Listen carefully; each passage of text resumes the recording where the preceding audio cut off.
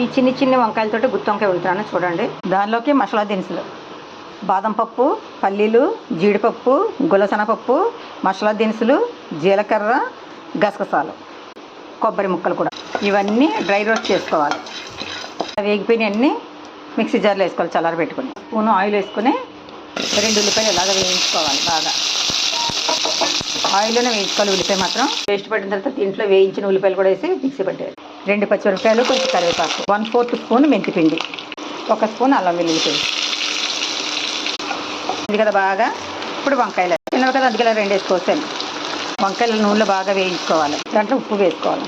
ఇప్పుడు కారం, పసుపు వేగిపోయింది కదా. ఇప్పుడు పేస్ట్ మొత్తం వేస్తాను కదా. ఈ పేస్ట్ మిక్సీ జార్లో కొంచెం నీళ్ళు పోసుకుని